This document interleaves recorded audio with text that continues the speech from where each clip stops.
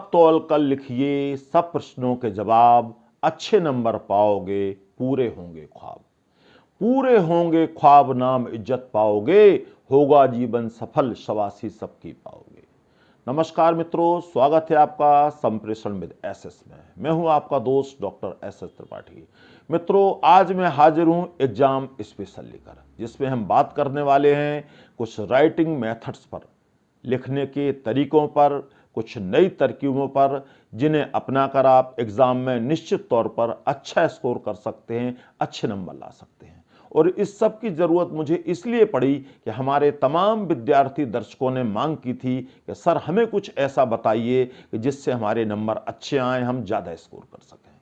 और वजह भी साफ है कि एग्ज़ाम की डेट्स आ गई हैं और टीचर, स्टूडेंट्स, पेरेंट्स सभी इसी गुंताड़े में लगे हैं कि कौन से तरीका अपनाएं, कौन सी विधि लगाएं कि स्कोर अच्छा कर सकें।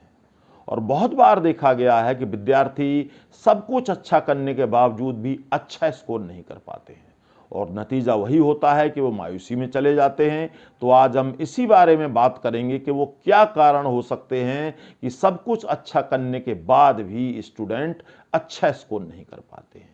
तो पहला पॉइंट तो मित्रों उसमें ये है कि कई बार हमसे जो है पेपर करने में एक ना एक पार्ट से एक आध क्वेश्चन छूट जाता है। तो सबसे पहले तो हमें ध्यान रखना है कि पेपर पूरा सॉल्व करना है। और दूसरी चीज़ है कि कॉन्फिडेंस बनाए रखना है। होता क्या है कि कई बार पेपर देखने पर जो होशियार बच्चे हैं वो उछल जाते हैं और कई बार जो एवरेज या कमज़ोर बच्चे हैं वो मायूस हो जाते हैं। और ये उछलना और मायूस होना दोनों ही पेपर के लिए खराब साबित होते हैं, क्योंकि आप अपने आप को ओवर कॉन्फिडेंस में आ जाना या अंडर एस्टिमेट कर लेना, दोनों ही चीज़ें खतरनाक हैं स्कोरिंग के लिए, दोनों ही स्कोर खराब करती हैं। और पेपर का ध्यान से पढ़ना भी ज़रूरी है। कई बार जोश जोश में लोग बिना पढ़े लिखना शुरू कर देते हैं। 2 बार कम से कम आप पेपर को ध्यान से पढ़िए। और सबसे ज़्यादा इस बात पर ध्यान देना चाहिए कि पेपर को लिखा कैसे जाए, क्योंकि उसका कारण है मित्रों, कारण ये है कि हमारी जो शिक्षा प्रणाली है उसमें इस बात के नंबर मिलते हैं कि आपने कैसा लिखा है, क्या लिखा है, किस ढंग से लिखा है। जिस प्रकार क्रिकेट में बड़ा खिलाड़ी होने से या बड़ा नाम होने से कोई फर्क नहीं पड़ता, नाम आपको तभी साबित होता है जब आप अच्छा स्कोर करते हैं। तो वैसा ही लिखने में आप अच्छा लिखेंगे तो ऑटोमेटिकली आपके अच्छे नंबर आएंगे। और एक बात मैं और स्पष्ट कर दूं कि चेकर के लिए ये कोई फर्क नहीं पड़ता कि आप लड़का हैं, लड़की हैं, सरकारी स्कूल के हैं, प्राइवेट स्कूल के हैं, ओपन स्कूल के हैं, इससे कोई फर्क नहीं पड़ता। उनकी नज़र में आप एक रोल नंबर हैं और जो आपने लिखा है उसी के अकॉर्डिंग वो आपको नंबर देंगे। और ये चीज़ भी है कि आप अगर अच्छा लिखेंगे तो जाहिर सी बात है अच्छे नंबर आएंगे। अगर आप काम चलाऊ और ऐसे ही लिखेंगे तो नंबर भी काम चलाऊ आएंगे। तो जरूरी ये भी है कि आप अच्छा लिखें, मन से पढ़ें, तब आप अच्छा स्कोर कर पाएंगे। अब कई बार विद्यार्थी इस उलझन में रहते हैं कि किस क्वेश्चन में कितना लिखें। विद्यार्थी को आता सब है, लेकिन वो तय नहीं कर पाता है कि किस क्वेश्चन में कितना लिखा जाए। तो इसके लिए पहली बात तो ये है, सामान्य सी बात के जो आजकल का दौर चला है, सारे चेकर जो है आंसर पॉइंट्स में पसंद करते हैं। सीधे स्टेट उन्हें जांचने में आसानी हो और उन्हें आसानी से समझ आ जाए कि आप क्या कहना चाहते हैं। और कई बार विद्यार्थी इस बात में भी कंफ्यूज हो जाते हैं जब ये शब्द दिए गए होते हैं कि 40 शब्दों में लिखिए, 80 शब्दों में लिखिए, 100 शब्दों में लिखिए। तो मैं यहाँ अपने सभी विद्यार्थी दर्शकों को बताना चाहूँगा कि एक लाइन में सामान्यतया 10 शब्द आते हैं। तो अगर 40 शब्द कहे जाएं तो आप 4 लाइनें लिखिए, 80 कहे जाएं तो आप 8 लाइनें लिखिए, 100 कहे जाएं तो आप 10 लाइनें लिखिए। और इसे इस प्रकार भी समझ सकते हैं कुछ दूसरे तरीके से कि अगर क्वेश्चन 2 या 3 नंबर का है तो मैं समझता हूँ 6-7 लाइनें काफ़ी हैं आपके लिए, 1 पेज, पौना पेज काफ़ी है। और अगर 4-5 नंबर का क्वेश्चन आता है आपका तो 9-10 लाइनें काफ़ी हैं, 1.5 या 2 पेज काफ़ी हैं। और अगर बड़ा क्वेश्चन आता है 6, 7 या 8 नंबर का तो मैं समझता हूं 2 से 3 पेज के बीच में आपको लिखना चाहिए। अनुमान ये है। अब बात ये उठती है मित्रों कि अलग अलग विषय के लिए अलग अलग तरीके होते हैं, सारे तरीके हर विषय में अप्लाई नहीं होते हैं। तो उसके लिए कुछ हमें स्पेसिफिक वे में सोचना पड़ता है। जैसे आपका मैथ्स है, इको है, बिजनेस स्टडीज़ है, साइंस के न्यूमेरिकल्स हैं, अकाउंट्स है, इन सब में क्या होता है कि सब कुछ फॉर्मूला बेस्ड होता है। तो आपको उसी स्टेप बाय स्टेप करके, उसी मेथड को अप्लाई करके टू दी पॉइंट लिखना पड़ेगा। इसमें ज़्यादा गुंजाइश नहीं होती कुछ बढ़ाने घटाने की। और जो आपके ग्राफ्स हैं, डायग्राम हैं, टेबल है या लेवल हैं, डायग्राम के स्ट्रक्चर है, इन सबको भी आप प्रॉपर बनाइए, लेकिन सजाने में समय बर्बाद मत कीजिए। आप सीधा सपाट बना दीजिए आप और लेबल्स लिख दीजिए, काफ़ी है। और जो आर्ट्स हैं, चाहे वो हिस्ट्री हो, चाहे वो पॉलिटिकल साइंस हो, चाहे साइकोलॉजी हो, सोशोलॉजी हो, ज्योग्राफी हो, सोशल स्टडीज़ हो, इन सब में पॉइंट्स की बड़ी वैल्यू होती है। और पॉइंट्स में अगर आप किसी क्वेश्चन का आंसर लिख रहे हैं तो बिल्कुल ध्यान रखें आर्ट्स के सब्जेक्ट में कि कम से कम 1-1.5 लाइन का पहले इंट्रो हो, उसका परिचय हो, और फिर आपके 5-7 जो भी पॉइंट्स हैं वो बीच में होने चाहिए, और लास्ट में आपका जो है कंक्लूजन या निष्कर्ष होना चाहिए। ये बड़े क्वेश्चनों की बात कर रहा हूं, उनमें ऐसे आप लिखें तो मैं समझता हूं कि आपको पूरे नंबर मिलेंगे, ये मेरा दावा है। और आपकी जो हिंदी है, इंग्लिश है, पंजाबी है, उर्दू है, संस्कृत है, इनका अपना अलग फॉर्मेट होता है। इनमें चाहे पत्र होते हैं, चाहे नोटिस होते हैं, या निबंध ऐसे होते हैं, इनका एक अलग फॉर्मेट होता है। ये उसी फॉर्मेट में आप लिखें। अगर आप फॉर्मेट को फॉलो नहीं करेंगे तो आपके निश्चित तौर पर नंबर कटेंगे। और जो पैराग्राफ होते हैं, किसी भी सब्जेक्ट में हो पैराग्राफ, आजकल तो हर सब्जेक्ट में पैराग्राफ आने लगे, जिन्हें आप अनुच्छेद कहते हैं हिंदी वगैरह में, तो वो आप जब सरल करें तो उसका ध्यान रखें इस बात का कि उसमें नीचे 3-4 क्वेश्चन दिए हुए होते हैं, तो उन क्वेश्चनों के आंसर जो है पैराग्राफ में उसी ऑर्डर में सामान्यतया पाए जाते हैं। अगर पहला क्वेश्चन है तो आप देखेंगे पैराग्राफ में उसका आंसर ऊपर मिलेगा, दूसरा, तीसरा, चौथा ये कहीं बीच में मिलेगा, और अंतिम वाला आपको लास्ट लाइनों में मिलेगा। कई बार पैराग्राफ में ऐसा भी होता है कुछ विषयों में कि जिस पार्ट का पैराग्राफ है उससे संबंधित कोई एकाध क्वेश्चन ऐसा भी पूछ लिया जाता है जिसका उत्तर उस पैराग्राफ में नहीं होता है, तो वो आपको खुद सोच कर लिखना पड़ेगा। पैराग्राफ में टाइटल भी पूछे जाते हैं, तो आप पढ़िए पैराग्राफ को, जो आपको सुटेबल टाइटल लगे वो लिख दीजिए। टाइटल सारे सही माने जाते हैं। पैराग्राफ के जो क्वेश्चन होते हैं उनमें भी सामान्यतः अच्छे नंबर मिलते हैं, तो पैराग्राफ कभी नहीं छोड़ना चाहिए। और जो स्किल वाले सब्जेक्ट हैं, चाहे वो पेंटिंग है, ड्राइंग है, आपकी टाइपोग्राफी है, शॉर्ट हैंड है, इनमें स्पीड और स्ट्रोक्स मायने रखते हैं। इसके लिए बहुत अभ्यास की ज़रूरत है। आप अच्छा अभ्यास करके लाइए, तभी आप इनमें अच्छा स्कोर कर पाएंगे। और आपका फिजिकल एजुकेशन है, एग्रीकल्चर है, ये बिल्कुल साइंस से मिलते जुलते सब्जेक्ट हैं, बड़े इंटरेस्टिंग सब्जेक्ट हैं और स्कोरिंग सब्जेक्ट हैं, तो इनमें आपको खास ध्यान रखना चाहिए। और जो सरल से सब्जेक्ट हैं, एक बार आप पढ़ेंगे तो आपको अच्छा लगेगा और अच्छा स्कोर कर पाएंगे आप। और जो आज के दौर के सब्जेक्ट हैं, आपके कंप्यूटर हैं या आईपी है आपका, या लीगल स्टडीज़, या और कोई नए जो सब्जेक्ट इंट्रोड्यूस हुए हैं, वो कुछ स्पेसिफिक अलग तरह के सब्जेक्ट हैं, तो उनका पैटर्न जो आपको टीचर ने आपके बताया है, जो आपकी बुक्स में दिया गया, उसी के अकॉर्डिंग आपको व्यवहार करना चाहिए, उसी के अकॉर्डिंग आपको राइटिंग मेथड अप्लाई करना चाहिए, तो निश्चित तौर पर आप अच्छे नंबर ला पाएंगे। तो मित्रों, हम कुछ और बातें करेंगे राइटिंग स्किल्स के बारे में एक छोटे से विराम के बाद।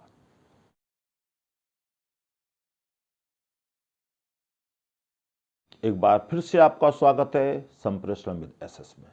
जो दर्शक हमसे नए जुड़े हैं, मेरा उनसे निवेदन है कि आप हमारे चैनल को सब्सक्राइब करें और हमें जो है अपना स्नेह, समर्थन, सहयोग देते रहें।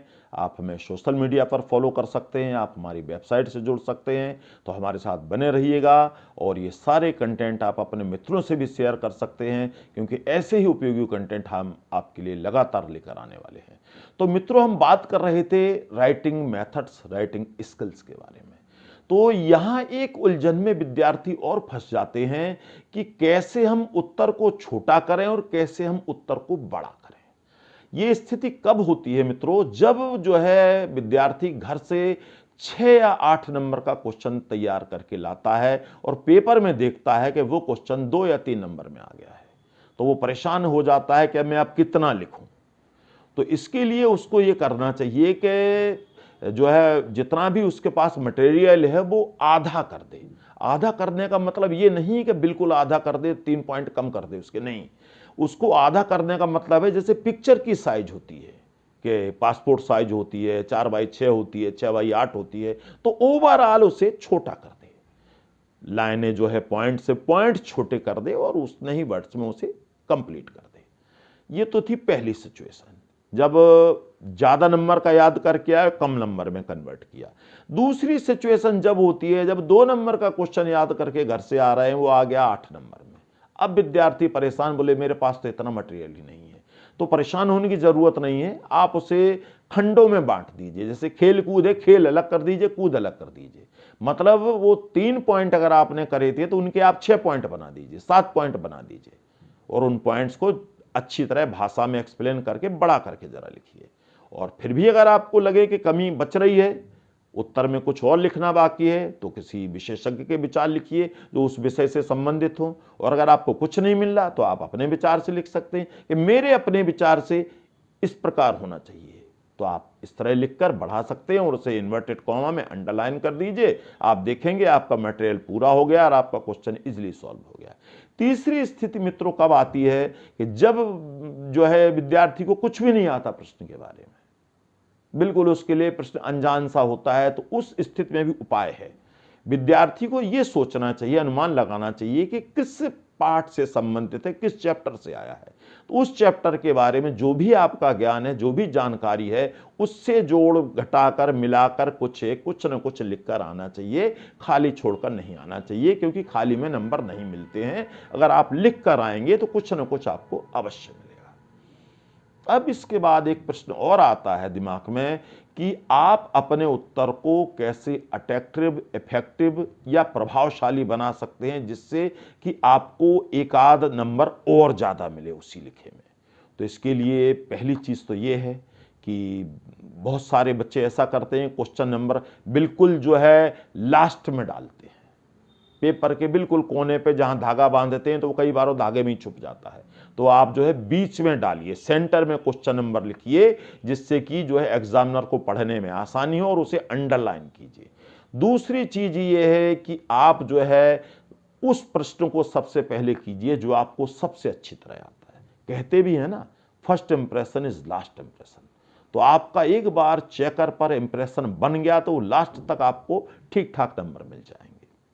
और जैसे मैथ्स है, इको है, बीएस है, अकाउंट्स है, फिजिक्स, केमिस्ट्री, बायोलॉजी या साइंस के न्यूमेरिकल्स हैं, कंप्यूटर साइंस वगैरह है, इनमें जो फॉर्मूले होते हैं, इनके इक्वेशंस होती हैं, स्ट्रक्चर्स होते हैं, वैल्यूज़ होती हैं, इन्हें आप बॉक्स में लिख सकते हैं। बॉक्स में लिखिए, जिससे वो ज़्यादा अट्रैक्टिव लगेंगे और एग्जामिनर को भी लगेगा कि जो है बच्चा सीरियस है, उसे नॉलेज है। दूसरी चीज़ है कि आप साइंस में physics, chemistry, biology, geography, agriculture में डायग्राम जो बनाएं, उनके लेबल दोनों तरफ लिखे हुए होने चाहिए। और आपको जो है डायग्राम बीच में बनाना चाहिए कि अगर ज़्यादा लेबल लिखना है तो आप ऊपर और नीचे भी लिख सकें, जिससे वो ज़्यादा अट्रैक्टिव लगेगा। और ध्यान रहे, डायग्राम में सजावट बिल्कुल नहीं करनी है, सामान्यतया साधारणतया बनाना है। लेबल प्रॉपर लिखने, उसके नंबर होते हैं। और जो आर्ट्स के सब्जेक्ट हैं, चाहे वो हिस्ट्री, ज्योग्राफी, पॉल साइंस या कोई और आर्ट्स का सब्जेक्ट हो, तो उनमें आपको क्या करना है, या हिंदी हो या अंग्रेजी हो, उनमें क्या करना है आपको कि आप किसी कवि, लेखक, इतिहासकार, अर्थशास्त्री, राजनीतिज्ञ, उनके विचार लिखकर इन्वर्टेड कॉमा में अंडरलाइन कर दीजिए या बॉक्स में कर दीजिए, जिससे आपको ज़्यादा नंबर मिलेंगे। और इसमें इस बात का भी ध्यान रखना चाहिए कि एक क्वेश्चन करने के बाद आप कम से कम 2-3 लाइनें छोड़ें, ताकि चेकर को पता रहे कि आपने अगला क्वेश्चन शुरू कर दिया है। यहाँ कॉपी में कंजूसी करने की ज़रूरत नहीं है। और अगर आप किसी उसका भाग कर रहे हैं, ABCD कर रहे हैं, तो ये भी ध्यान रखें उन्हें एक साथ ही करिए, आप अलग अलग मत करिए, वरना आपको भी दिक्कत है और चेकर को भी दिक्कत है। इसके साथ साथ इस बात का भी ध्यान रखें कि पार्ट्स करते समय एक पार्ट से दूसरे पार्ट्स के बीच में कम से कम 1 लाइन या 2 लाइन छोड़ें। अब एक और कई बार बड़ी अजीबोगरीब स्थिति बन जाती है, खासतौर में उन बच्चों के सामने जो टाइम मैनेजमेंट प्रॉपर नहीं करते हैं। किसी क्वेश्चन को ज़्यादा टाइम दे दिया, उलझ गए किसी क्वेश्चन में, तो उनके लिए क्या स्थिति बनती है कि जब टाइम कम बचा हो तब कैसे हम इस समस्या से निपटें। तो इसके लिए ये करना चाहिए कि आपको पहली बात तो मन में ध्यान हो कि आपको सारे क्वेश्चन करने हैं, तो आप क्वेश्चन को कॉम्पैक्ट साइज में कर दीजिए, साइज उनका छोटा कर दीजिए।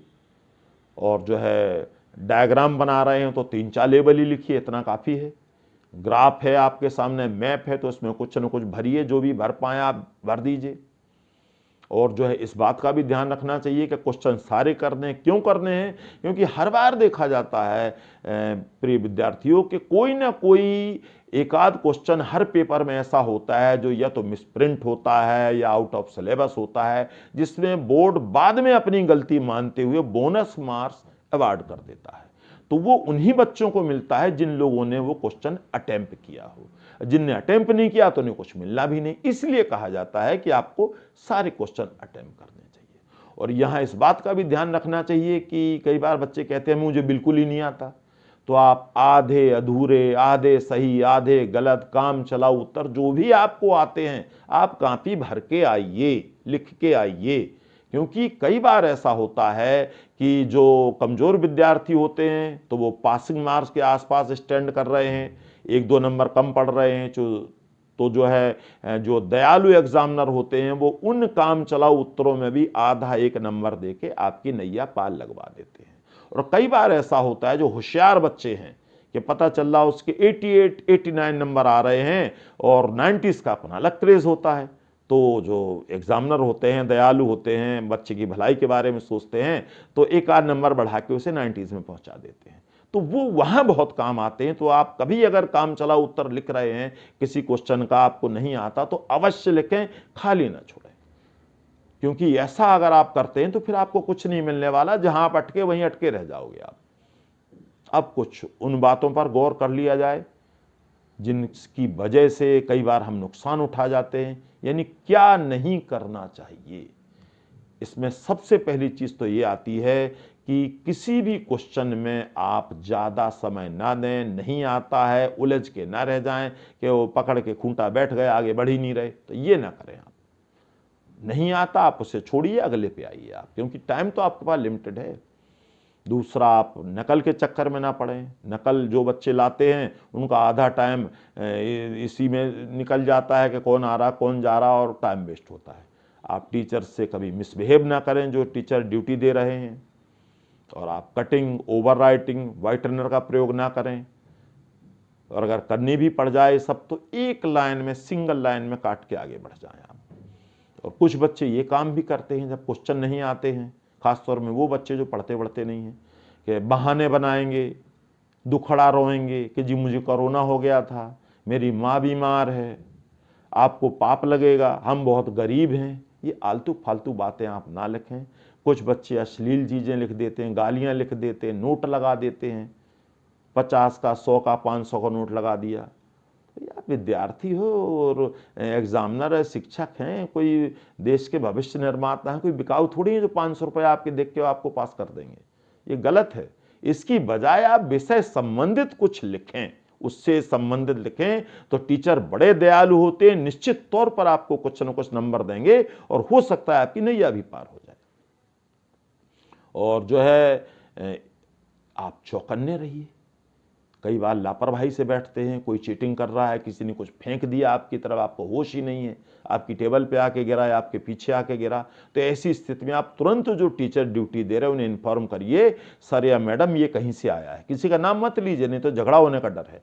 आप कहिए कि जो है ये कहीं से आया, प्लीज़ ये देखिए पड़ा है यहाँ, तो वो ले जाएंगे, आप बच जाओगे सेफ। और लास्ट में आप इतना टाइम भी ज़रूर रखिए कि आप जो है मैप या जो ग्राफ आपने बांधा है वो प्रॉपर से बंधा हुआ हो, और कम से कम 5-7 मिनट आपके पास हों लास्ट में, जब आप एक बार अपनी पूरी कॉपी ढंग से देख जाएं, ताकि आप संतुष्ट हो जाएं। और जो है सार रूप में मैं ये कहना चाहूँगा कि सभी विद्यार्थियों को अच्छी तैयारी करके आना चाहिए, कॉन्फिडेंस से आना चाहिए, और जो मैंने तरीके बताए हैं उन्हें अपनाकर अच्छे से लिख कर आना चाहिए, ताकि आपको अच्छे नंबर मिल सकें। और पेरेंट्स से भी मेरा निवेदन है कि विद्यार्थियों पर भरोसा करना चाहिए, उन पर जो है डांट डपट नहीं करनी चाहिए, और पिछले गुजरे हुए पेपर्स पर ज़्यादा ताने नहीं देना चाहिए, और अगले पेपर्स पर फोकस करना चाहिए। आप खान पान अच्छा रखें, नींद ठीक लें, और चोट चपेट, झगड़े, एक्सीडेंट से बचें। तो इन सब चीज़ों का अगर आप ध्यान रखेंगे तो मेरा मानना है कि निश्चित तौर पर आप सफल होंगे, नाम रोशन करेंगे और अच्छे नंबर लाएंगे और आपको निश्चित तौर पर सफलता आपके कदम चूमेगी। All the best.